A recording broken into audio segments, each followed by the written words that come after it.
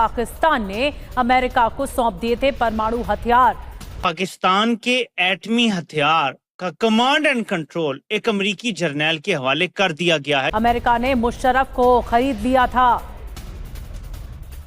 When I was stationed in Pakistan in 2002, I was told unofficially that the Pentagon controlled the Pakistani nuclear arsenal. कि पाकिस्तान ने अपनी जान छुड़ाने के लिए, अपनी जान बचाने के लिए अपना एटमी हथियारों का निजाम, कमांड एंड कंट्रोल सिस्टम अमेरिकी जर्नैलों के हवाले कर दिया है। फिर ये तो ये दावा कर रहा है, ये तो एक साबिक CIA का एहलकार, ये तो पाकिस्तान में काम करता रहा है। 2002 में मुशर्रफ दौर में ये पाकिस्तान में काम किया करता था। उन्होंने कोई खास नई बात नहीं बताई है कि अगर ये कहा जा रहा है कि जनरल परवेज मुशर्रफ जो हैं वो एक तरह से अमेरिका के हाथों कहा कि अपने आप को बेच चुके थे या बिक चुके थे, तो ये कोई नई बात नहीं है। पाकिस्तान में जो मिलिट्री एस्टैब्लिशमेंट है वो हमेशा से अमेरिका के ज़ेरे साया रही है। हमेशा से हमने यही देखा है कि पाकिस्तान की जो मिलिट्री एस्टैब्लिशमेंट है उसको हमेशा से अमेरिका ने सपोर्ट किया है, उसी को आगे रखा है, और सिविलियन गवर्नमेंट को किसी किस्म की कोई सपोर्ट भी कभी भी अमेरिका की तरफ से नहीं मिली। चाहे पाकिस्तान बनने से लेकर आप आज तक की अगर गवर्नमेंट को देखें तो आप यही देखेंगे, इस वक्त के भी फील्ड मार्शल साहब आपको अमेरिका बार बार जाते हुए नजर आते हैं, बार बार डोनाल्ड ट्रंप के साथ खड़े दिखाई देते हैं, और जिस तरीके से उन्हें ट्रीट किया जाता है उससे पता यही लगता है कि डोनाल्ड ट्रंप या अमेरिकन इस वक्त की जो अमेरिका की गवर्नमेंट है वो इस वक्त भी पाकिस्तान की मिलिट्री एस्टैब्लिशमेंट को ही वेलकम कर रही है और उन्हीं के साथ काम करना चाहती है या उन्हीं के साथ किसी भी किस्म की डील में रहना चाहती है। तो आप मुझे बताएं, पाकिस्तान के एटमी असासे कमांड एंड कंट्रोल का सिस्टम अगर अमेरिकी जर्नैल के हवाले कर दिया गया तो आप मुझे बताएं गद्दारी क्या है। अमेरिकी खुफिया एजेंसी CIA के एक पूर्व अधिकारी जॉन किरियाकू ने बड़ा दावा किया है। उन्होंने कहा कि पाकिस्तान के पूर्व राष्ट्रपति परवेज मुशर्रफ ने अपने देश के परमाणु हथियारों का नियंत्रण अमेरिका को सौंप दिया था। उन्होंने कहा कि ये सब अमेरिका की मदद के नाम पर हुआ था, जिसके तहत मुशर्रफ को लाखों डॉलर दिए गए थे। इन पैसों के बदले में अमेरिका को पाकिस्तान की सुरक्षा और सेना से जुड़ी गतिविधियों तक पूरी पहुंच मिल गई थी।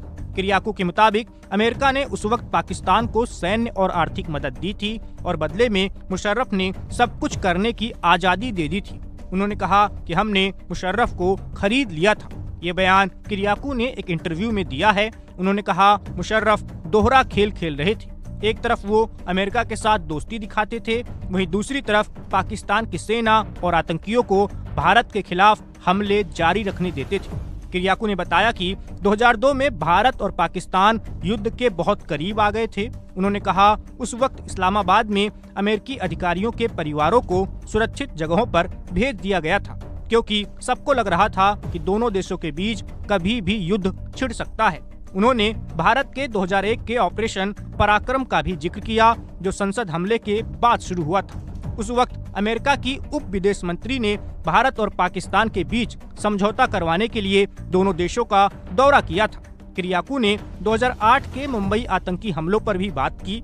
उन्होंने कहा कि उन्हें शुरू से लगता था कि इन हमलों के पीछे अलकायदा नहीं बल्कि पाकिस्तान समर्थित आतंकी संगठन थे, और बाद में ये बात सच साबित हुई। उनका कहना था कि असल कहानी ये थी कि पाकिस्तान भारत में आतंकवाद फैला रहा था, लेकिन किसी ने उस पर सख्त कार्रवाई नहीं की।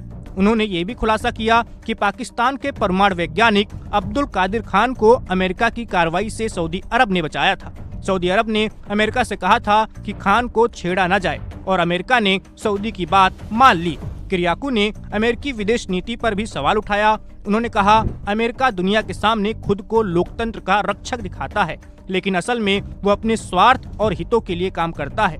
उन्होंने बताया कि अमेरिका और सऊदी अरब का रिश्ता पूरी तरह लेन देन पर आधारित है।